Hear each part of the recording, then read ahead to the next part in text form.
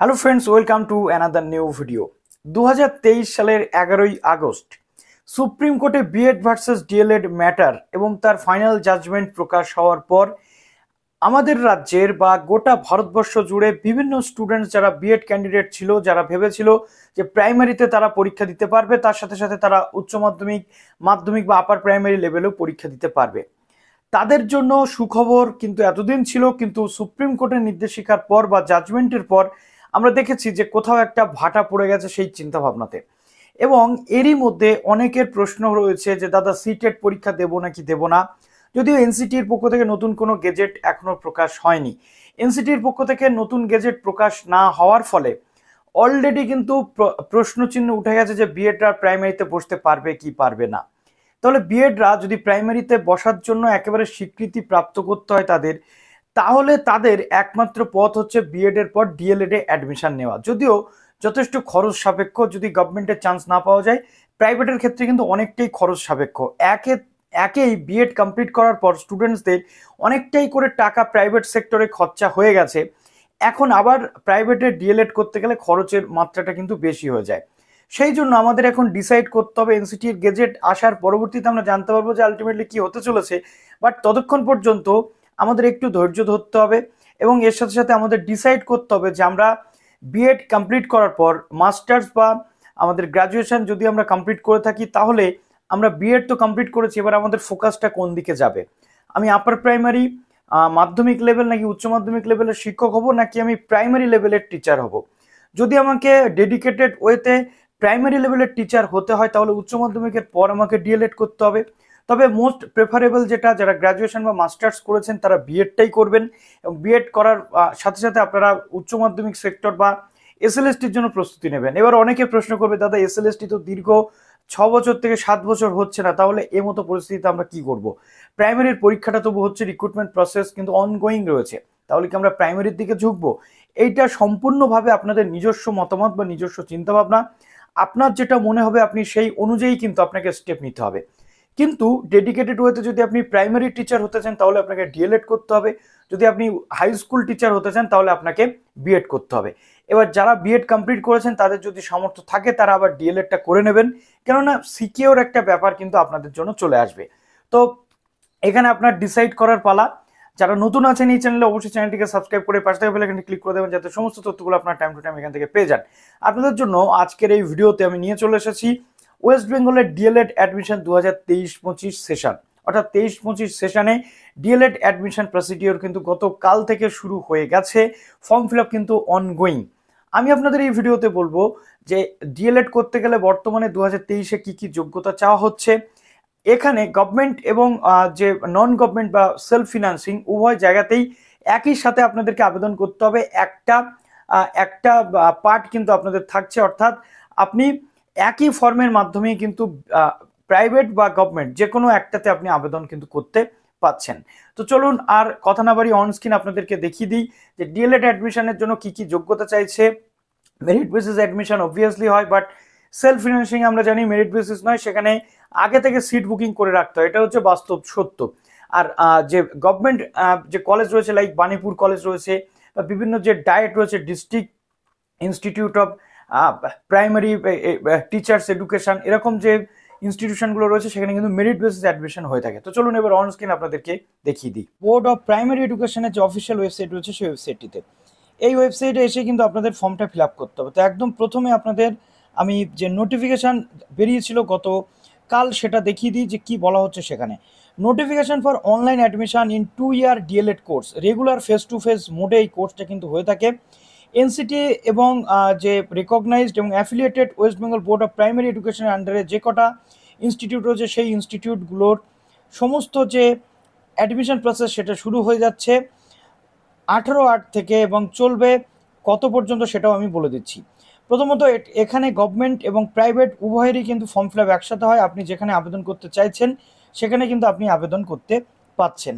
18/8/2023 থেকে শুরু হচ্ছে এর ফর্ম ফিল আপ প্রসেস, এবং 9/9/2023 পর্যন্ত এই অ্যাডমিশনের জন্য ফর্ম ফিল আপের যে প্রসেস সেটা কিন্তু চলবে। প্রথমে আপনাদের অ্যাডমিট কার্ড, যেটা মাধ্যমিক পরীক্ষার অ্যাডমিট কার্ড, আপনাদের এস প্রুফ হিসেবে আপলোড করতে হবে। উচ্চ মাধ্যমিকের মার্কশিট আপনাদের আপলোড করতে হবে। ফটোগ্রাফ যেটা সেটা আপলোড করতে হবে। সিগনেচার আপলোড করতে হবে, আধার কার্ড বা যেগুলো যা রয়েছে সেগুলো আপনাদের কিন্তু আপলোড করতে হবে।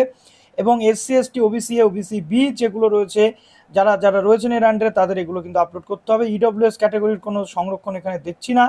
পিএইচ সার্টিফিকেট যাদের রয়েছে তাদের সেটা আপলোড করতে হবে, এবং যারা এক্স সার্ভিসম্যান রয়েছেন বা ইন সার্ভিস টিচার রয়েছেন তাদের পেনশন, সার্ভিস বুকলেট, সার্টিফিকেট এগুলো কিন্তু আপনাদের আপলোড করে দিতে হবে। ডোমিসাইল সার্টিফিকেট যেটা সাঁওতালি মিডিয়ামের স্টুডেন্টদের জন্য, সেগুলো ঝাড়গ্রাম ডায়েট রয়েছে সেই তার জন্য কিন্তু আপলোড কিন্তু আপনাদের করে দিতে হচ্ছে। এর পরবর্তীতে দেখুন, WBP will prepare a above merit list digitally and forward the same to dedicated log in institute and on from 11/9 থেকে 16/9 মধ্যে মেরিট লিস্ট কিন্তু পাবলিশ হয়ে যাওয়ার সম্ভাবনা রয়েছে, এবং নিউলি রেকগনাইজড ইনস্টিটিউশনের জন্য কিন্তু এগুলো বলা রয়েছে। তো পরবর্তীতে এগুলো আরও পরিষ্কার হয়ে যাবে, আমি আপনাদেরকে বলে দেবো। এবার মডিফাইড যে লিস্ট রয়েছে বা মডিফাইড যে নোটিফিকেশান সেটা আপনাদের বলি কি কি মডিফিকেশান হয়েছে। এখানে বলা হচ্ছে যে এটা হচ্ছে ফেস টু ফেস মোড আপনাদের এখানে অ্যাডমিশন প্রসেসের জন্য। একাডেমিক কোয়ালিফিকেশান ডিএলএডের জন্য কি লাগে, আপনার এইচএসে 50% মার্কস, কাদের জন্য, জেনারেলদের জন্য। এইচএসে আপনার 50% মার্কস থাকলে আপনি ডিএলএডের জন্য এলিজিবল, তবে যত মার্কস আপনার থাকবে গভর্নমেন্টের চান্স পাওয়াটা আপনার জন্য ততটাই ভালো হবে। 5% রিল্যাক্সেশন পাবে কারা, যারা এসসি রয়েছে, এসটি রয়েছে, ওবিসি রয়েছে, ওবিসি বি রয়েছে, পিএইচ রয়েছে এবং এক্স সার্ভিসম্যান, তারা 5% কিন্তু রিল্যাক্সেশন পাবেন। তাদের 45% নাম্বার পেলে তারা কিন্তু আবেদনযোগ্য। বলে রাখা ভালো, ডিএলএড কমপ্লিট করে আপনি যদি ডিএলএড কমপ্লিট করেন, আপনার যদি গ্র্যাজুয়েশন থাকে, আপনি কিন্তু আপার প্রাইমারির জন্য কিন্তু এলিজিবল, অর্থাৎ গ্র্যাজুয়েশনে 50% না থাকলেও ডিএলএড থাকলে আপনি আপার প্রাইমারির জন্য এলিজিবল, যেটা বিএডদের ক্ষেত্রে 50% লাগে গ্র্যাজুয়েশনে। তো ডিএলএড করলে যদি কোনো ক্যান্ডিডেট গ্র্যাজুয়েশন করেন তাহলে 1 থেকে 8 পর্যন্ত সমস্ত স্কুলে আপনি চাকরির জন্য এলিজিবল কিন্তু হয়ে যাবেন। তো নেক্সট এবার বলা হচ্ছে, দেখুন এখানে গভর্নমেন্টের যে ইস্যু সার্টিফিকেট রয়েছে, সার্টিফিকেটগুলো অনুযায়ী আপনারা সমস্ত যে এক্স সার্ভিসম্যান বা এই জিনিসগুলো এগুলো কিন্তু আপনাদের তখন সার্টিফিকেট দেখাতে হবে। অর্থাৎ মিডিয়াম অনুযায়ী আপনাকে কিন্তু ইনস্টিটিউশন চুজ করতে হবে। আপনি যদি বাংলা মিডিয়াম চান, আপনি যদি ইংলিশ মিডিয়াম চান, সাঁওতালি মিডিয়াম চান, হিন্দি মিডিয়াম, উর্দু মিডিয়াম, স্কুলে আলাদা আলাদাভাবে কিন্তু আপনাকে এখানে ইনস্টিটিউশন ওয়াইজ কিন্তু আপনাকে আবেদন করতে হবে। এবং মনে রাখবেন, প্রত্যেকটা ল্যাঙ্গুয়েজে আপনাদের কিন্তু 100 মার্কসের এইচএসএ পেপার পড়ে থাকতে হবে। অর্থাৎ বাংলাতে যদি আপনি বাংলা মিডিয়ামের স্টুডেন্ট হয়ে থাকেন, বাংলাতে আপনার 100 মার্কস পড়ে থাকতে হবে। ইংলিশ আপনি যদি মিডিয়াম পড়তে চান তাহলে আপনার ইংলিশে 100 পেতে হবে। সাঁওতালির ক্ষেত্রেও সেম আপনার এখানে কিন্তু বিষয়টা রয়েছে। তো নেক্সট এবার আপনাদেরকে দেখুন আমি বলে দিতে চাইছি যেটা, যে মেরিট বেসিস অ্যাডমিশন কিন্তু হতে চলেছে। এবং এখানে দেখুন ডিস্ট্রিক্ট ইনস্টিটিউট অফ যে প্রাইমারি টিচিং এডুকেশান বা আগে যেখানে জেবিটি বা পিটিটিআই করানো হতো, সেখানে কিন্তু আপনাকে মেরিট বেসিস অ্যাডমিশন নিতে হবে। ইনটেক ক্যাপাসিটি যেটা ইনস্টিটিউশন ওয়াইজ প্রত্যেকটা জায়গাতে প্রায় 100টা বা 50টা করে সিট থাকে, এখানেও কিন্তু তেমনি থাকবে এনসিটি নর্মস অনুযায়ী। ওকে, তো এখানে বলা হচ্ছে যে আপনাদের sponsored government sponsored, government added বা নন অ্যাডেড যারা রয়েছে প্রত্যেকের জন্য মেল ফিমেল অনলি বা কো এডুকেশনাল যেমন যে নিয়ম রয়েছে তেমনি তাই থাকবে। সাপোর্টিং ডকুমেন্টস যেগুলো আপনার লাগবে, SC ST OBC OBC B, okay, এই জিনিসগুলো আপনার কিন্তু দিতে হবে, বা পিএইচ সার্টিফিকেট দিতে হবে মেডিকেল গভর্নমেন্ট হসপিটালের থেকে। সিট রিজার্ভেশন কাদের থাকবে, দেখুন গভর্নমেন্ট রুল অনুযায়ী তো থাকছে রিজার্ভেশন। এছাড়াও যেটা ডিএলএড ইনস্টিটিউট জায়গাগুলোতে থাকবে, applicants who have studied vocational course at the high secondary stage required minimum percentage 50 আপনারা কিন্তু ফর্ম ফিল আপ করে দিতে পারবেন। এবং বলা হচ্ছে নট মোর দ্যান 5টা সিটের বেশি কিন্তু থাকবে না ডায়েটগুলোতে, গভর্নমেন্ট বা গভর্নমেন্ট স্পন্সার্ড জায়গা। অ্যাডেড প্রাইমারি টিচার্স যে জায়গাগুলো রয়েছে সেখানে ইন সার্ভিস প্রাইমারি টিচারদের জন্য, বা এখানে যে সমস্ত যারা অলরেডি টিচিং করছেন তাদের জন্য 5% সিট কিন্তু আপনারা রিল্যাক্সেশন পাবেন।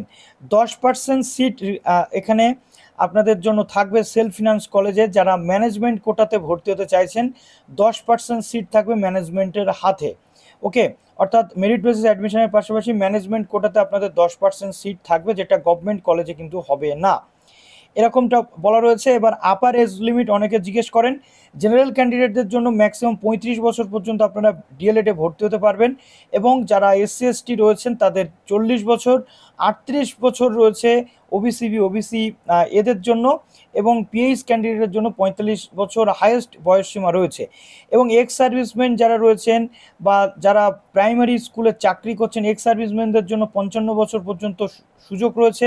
এবং যারা অলরেডি প্রাইমারি স্কুলে চাকরি করছেন তাদের বয়সের কোনো বার্ডেন কিন্তু নেই, তারা 55 থেকে 59 বছর পর্যন্ত কিন্তু আবেদন করতে পারছেন।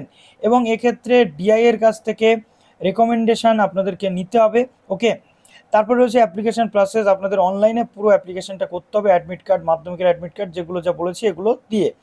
প্রসিডিওর যেটা রয়েছে, প্রথমত সিলেকশন প্রসেস যেভাবে হয়, অ্যাপ্লিকেশনটা আপনারা প্রাইমারি বোর্ডের ওয়েবসাইটে গিয়ে করবেন। তারপর বোর্ড যে ইনস্টিটিউশনে আপনি আবেদন করেছেন সেখানে সেটাকে ফরওয়ার্ড করবে, ইনস্টিটিউশন পুরোপুরি ভেরিফিকেশান করবে, করে বোর্ডকে তারা আবার ফর্মটা ব্যাক করাবে, বোর্ড মেরিট লিস্ট প্রিপেয়ার করে সেই ইনস্টিটিউশনের যে জায়গাগুলো রয়েছে সেখানে পাঠিয়ে দেওয়া হবে। এবং এখানে প্রাইমারি বোর্ডের ওয়েবসাইটে কিন্তু বাদবাকিগুলো থাকবে এবং যারা যারা চান্স পাবে তাদেরকে জানানো হবে, মেরিট লিস্ট প্রকাশ হবে এবং তারা অ্যাডমিশন নিয়ে নিতে পারবে অনলাইনে।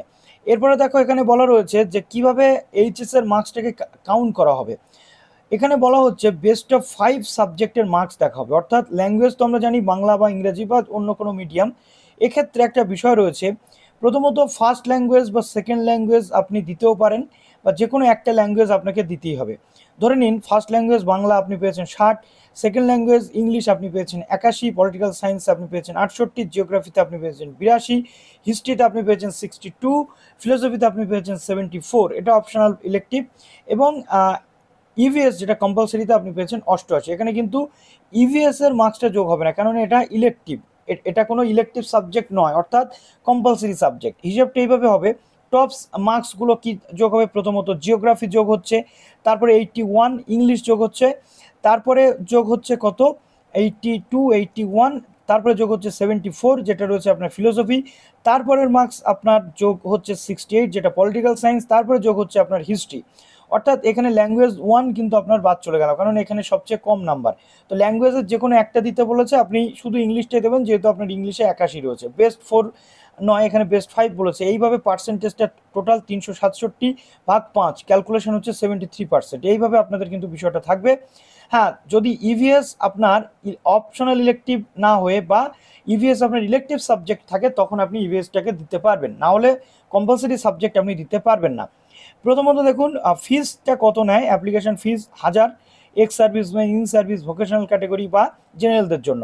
ওবিসিদের জন্য রয়েছে 750, এসসি এসটিদের জন্য রয়েছে 500 রুপিস অ্যাপ্লিকেশন ফিস। এবার এক একটা ইনস্টিটিউশনে এক এক রকম খরচ কিন্তু আপনাদের হয়ে থাকে। তো ডিএলএড কলেজ টপ 10 বা টপ 20 ডিএলএড কলেজ কী কী রয়েছে সেটা নিয়ে অলরেডি একটা ভিডিও বানিয়ে দিয়েছি। গভর্নমেন্ট ডিএলএড কলেজ কী কী রয়েছে আপনাদের আমি অনুরোধ করব সেটা আপনারা একটু দেখে নিন। ওকে, এবার দেখুন গভর্নমেন্টে অবশ্যই খরচা কম, 10 থেকে 15,000-এর মধ্যে আপনি কিন্তু কমপ্লিট করে নিতে পারবেন। নন গভর্নমেন্টে আপনার খরচাটা বেশি, সেখানে 1 লাখ, কোথাও 80, কোথাও 90,000 এরকম কিন্তু খরচা আপনাদের রয়েছে। তো এইভাবে পুরো প্রসেস হতে চলেছে। এবার আপনাদের আমি কিভাবে ফর্মটা ফিল আপ করবেন সেটা দেখিয়ে দিই। তো তার জন্য আমাদের চলে আসতে হবে প্রাইমারি বোর্ডের ওয়েবসাইটে। আসার পর দেখুন জাস্ট এই নিচের যে পোর্শনটা রয়েছে click here for online application, এই জায়গাটাতে আপনাদেরকে কিন্তু করতে হবে ক্লিক। এখানে ক্লিক হেয়ার আমি করে দিলাম। ক্লিক করে দেওয়ার পরে একদম সহজ ফর্ম, এর থেকে সহজ ফর্ম এই জন্মে আমি আর দেখেছি বলে মনে হচ্ছে না। প্রথমত অ্যাপ্লিক্যান্ট নেম দিতে হচ্ছে, বাবার নাম, মায়ের নাম দিচ্ছেন, গার্জিয়ান নেম, বাবা যদি গার্জিয়ান হয় তাহলে গার্জিয়ান নেম বাবাকে দিচ্ছেন। জেন্ডার আপনাকে সিলেক্ট করতে হচ্ছে, অর্থাৎ আপনি কোন জেন্ডার থেকে বিলং করেন, মেল, ফিমেল নাকি অন্য কিছু। এবার এখানে ডেট অফ বার্থ এবং ক্যাটেগরি, আপনি কোন ক্যাটেগরি, অর্থাৎ ওবিসি, এসসি, এসটি নাকি জেনারেল। তারপরে আপনি আপনার mail ID, mobile number, WhatsApp number, Aadhaar number দিচ্ছেন। আপনার রিলিজিয়ান আপনি এখান থেকে সিলেক্ট করছেন, অর্থাৎ হিন্দুইজম, ইসলামিজম না কি সেটা আপনি সিলেক্ট করে দিচ্ছেন। তারপরে সিলেক্ট অ্যাপ্লিক্যান্ট টাইপ, অর্থাৎ এক্স সার্ভিসম্যান, ইন সার্ভিসম্যান নাকি নান, এটা কিন্তু খুব ইম্পর্ট্যান্ট। এক্স সার্ভিসম্যান যদি আপনি হয়ে থাকেন তাহলে আপনাকে এক্স সার্ভিসম্যান দিতে হবে। যদি আপনি অর্থাৎ আপনি আগে চাকরি করতেন, রিটায়ার্ড পারসন হলে এখানে দিচ্ছেন। যদি আপনার মনে হয় যে না আপনি ইন সার্ভিসম্যান, অর্থাৎ আপনি অলরেডি প্রাইমারিতে চাকরি করছেন, তাহলে এখানে দিয়ে দিবেন। আর যদি আপনি মনে করছেন না আপনি কিছু না, আপনি ফ্রেশার, তাহলে আপনি নান করে দেবেন। তো আমি করে দিলাম নান। এবার দেখুন এখানে আপনার পার্মানেন্ট অ্যাড্রেস দিতে হবে, কোন স্টেট থেকে আপনি বিলং করছেন। ওকে, ডিস্ট্রিক্ট নেম আপনাকে দিতে হচ্ছে, পিনকোড দিতে হচ্ছে, পোস্টাল অ্যাড্রেস দিতে হচ্ছে, এগুলো খুবই ইজি। এবার দেখুন আপনার ইনস্টিটিউশন নেম, অর্থাৎ আপনি কোন ইনস্টিটিউশন থেকে এইচএস পাস করেছেন সেটা আপনাকে দিতে হচ্ছে। ফার্স্ট ল্যাঙ্গুয়েজ আপনার কী ছিল, অর্থাৎ ফার্স্ট ল্যাঙ্গুয়েজ এখানে আমার ছিল বাংলা। সেকেন্ড ল্যাঙ্গুয়েজ আমার ছিল ইংরেজি, এগুলো আপনাকে দিতে হচ্ছে। Select first language full marks, এখান থেকে আপনার ফার্স্ট ল্যাঙ্গুয়েজে কত ফুল মার্কস ছিল সেটা দিচ্ছেন, সেকেন্ড ল্যাঙ্গুয়েজে ফুল মার্কস আপনি দিচ্ছেন, মনে রাখ। এবার এখানে আপনার যে কোয়ালিফিকেশান বা আপনার বোর্ড সিলেক্ট করতে হবে, অর্থাৎ কোথা থেকে আপনি পাস করেছেন। রবীন্দ্র মুক্ত বিদ্যালয়ের ক্যান্ডিডেটরাও কিন্তু এখানে আবেদনযোগ্য। ওকে, প্রচুর ইনস্টিটিউশন কিন্তু এখানে রয়েছে। তো আমি হায়ার সেকেন্ডারি এডুকেশন থেকে পাস করেছি, আমি দিয়ে দিলাম। তারপরে ইয়ার অফ পাসিং, কত সালে পাস করেছেন। এবার অনেকের বক্তব্য থাকে, দাদা আমি 2020 সালে পাস করেছি, আমি কি আবেদনযোগ্য? অবভিয়াসলি এটা একটা প্রফেশনাল কোর্স, এখানে কোনো কিন্তু আপনার জায়গা থাকে না যে আপনি 5 বছর কি 10 বছর আগে পাস করলে আপনি চান্স পাবেন না, আপনি চান্স কিন্তু পাবেন। এবার প্রশ্ন হচ্ছে, দাদা স্কলারশিপ পাবো কিনা? অবশ্যই পাবেন, যদি আপনি 2023 সালে এইচএস পাস করে এবছরই অ্যাডমিশন নিয়ে নেন, আগে আপনি পেয়ে থাকেন, তবে আপনি স্কলারশিপ পাবেন। লাইক SBMCM পাবেন, আর ওএসএস তো আপনি পাবেন। SBMCM এর জন্য আপনার 1 বছর ইয়ার গ্যাপ থাকলেও আপনি পেয়ে যাবেন। এবার আসছে দেখুন, এখানে ফুল মার্কস বেস্ট অফ 4 বলেছে। সিলেক্ট ফুল মার্কস, আপনার 500তে পরীক্ষা হয়েছে নাকি 600 নাকি 700 নাকি 1000 সেটা দিচ্ছেন, আমি 500 দিয়ে দিলাম। ল্যাঙ্গুয়েজ পেপার, এখানে আমার ল্যাঙ্গুয়েজ কী কী রয়েছে সেটা আমি এখানে দিয়ে দিতে হবে। ঠিক আছে, ল্যাঙ্গুয়েজ পেপারে টোটাল মার্কস আমি কত পেয়েছি। তো এখানে আমাকে ল্যাঙ্গুয়েজটা দেখে নিতে হবে যে বাংলাতে বেশি পেয়েছি নাকি ইংরেজিতে বেশি পেয়েছি। যদি বাংলাতে আমি বেশি পাই, ইংরেজিতে বেশি পাই, এবং সাবজেক্ট আপনি চাইলে দুটো ল্যাঙ্গুয়েজ পেপার পর এখানে বসাতে পারেন, কিন্তু যদি আপনার একটা ল্যাঙ্গুয়েজ পেপারে নাম্বার কম থাকে অন্যান্য সাবজেক্টের থেকে, তাহলে সেটাকে বাদ দেবেন, যেটাতে যে ল্যাঙ্গুয়েজ পেপারে আপনার মার্কস বেশি থাকবে সেটা আপনি এখানে দিচ্ছেন। তারপরে সাবজেক্ট 1, ধরুন আমার বাংলা, ইতিহাস, ভূগোল, ফিলোসফি, এডুকেশন ছিল, আমি পরপর এখানে নাম্বার ওয়াইজ বসিয়ে দিলাম। এখানে ও টোটাল সিস্টেম কিন্তু টোটাল মার্কস অবটেন্ড এখানে নিয়ে নেবে এবং পার্সেন্টেজ অটোমেটিক্যালি ক্যালকুলেশন করে দেবে। এবার দেখুন হায়ার কোয়ালিফিকেশান, অনেকে রয়েছেন যারা ইউজি বা গ্র্যাজুয়েশন বা মাস্টার্স করেছেন, তারা এখানে দিয়ে দিচ্ছেন, না হলে দেওয়ার কোনো দরকার নেই। এবার আসছে সবচেয়ে গুরুত্বপূর্ণ পার্ট, দেখুন ইনস্টিটিউশন যেগুলো রয়েছে সেটা আপনার সিলেক্ট করে এখানে দিতে হচ্ছে, অর্থাৎ সিলেকশন ওয়াইজ আপনাকে দিতে হবে কোন কোন ইনস্টিটিউশন আপনার বাংলা বা ইংরেজি মিডিয়াম বা সাঁওতালি মিডিয়াম অনুযায়ী আসবে। তো ডিস্ট্রিক্ট এখানে রয়েছে, কোন কোন ডিস্ট্রিক্ট অনুযায়ী আপনি, ধরুন আমি নর্থ চব্বিশ পরগনা করলাম। সিলেক্ট টাইপ, আমি গভর্নমেন্টে আবেদন করতে চাইছি না প্রাইভেট বা সেলফ ফিনান্সে। তো এখানে আমাকে গভর্নমেন্ট যদি করি তাহলে আমাকে সিলেক্ট ইনস্টিটিউট করতে দেবে, যেহেতু আমি উপরের ফর্মগুলো ফিল আপ করিনি সেজন্য এখানে দিচ্ছে না। এগুলো আপনার পেয়ে যাবেন সিলেক্ট ইনস্টিটিউট, কোন ইনস্টিটিউট আপনি সিলেক্ট করছেন সেটা দিচ্ছেন। সিলেক্ট মিডিয়াম, তারপরে আসবে বাংলা, ইংরেজি নাকি সাঁওতালি মিডিয়াম। আসার পর এখানে আপনাকে অ্যাপ্লিকেন্ট ফটো দিতে হবে 200 কেবির মধ্যে, প্রত্যেকটা কিন্তু ম্যাক্সিমাম ফাইল সাইজ 200 কেবি। আপনার ফটো দিচ্ছেন, পাসপোর্ট সিগনেচার দিচ্ছেন জেপিজি ফরম্যাটে, ডেট অফ বার্থ প্রুফ অর্থাৎ মাধ্যমিকের অ্যাডমিট কার্ড দিচ্ছেন 200 কেবির মধ্যে, উচ্চ মাধ্যমিকের মার্কশিট দিচ্ছেন। তারপরে আপনি পিএইচ হয়ে থাকলে পিএইচ সার্টিফিকেট বা ইন সার্ভিস সার্টিফিকেট আপনাকে দিতে হচ্ছে। এক্স সার্ভিসমেন্ট হলে এটা কিন্তু আপনাকে পিডিএফে দিতে হবে। ওকে, দেওয়ার পর আপনি জাস্ট এইখানে 2 জায়গাতে করছেন ক্লিক, করার পর সাবমিট করলে আপনার কিন্তু ফর্মটা পুরো সাবমিট হয়ে যাবে এবং আপনি আপনার ইমেল এবং মোবাইল নাম্বারে একটি অ্যাপ্লিকেশন আইডি এবং যে ডিটেল আপনি কিন্তু সেটা পেয়ে যাবেন। আশা করছি এখান থেকে পুরো বিষয়টা আপনার ক্লিয়ার হয়ে গেল। এরপর যদি কোনো প্রশ্ন থাকে কমেন্ট সেকশনে জানান। ভালো থাকুন সবাই, বেস্ট অফ লাক।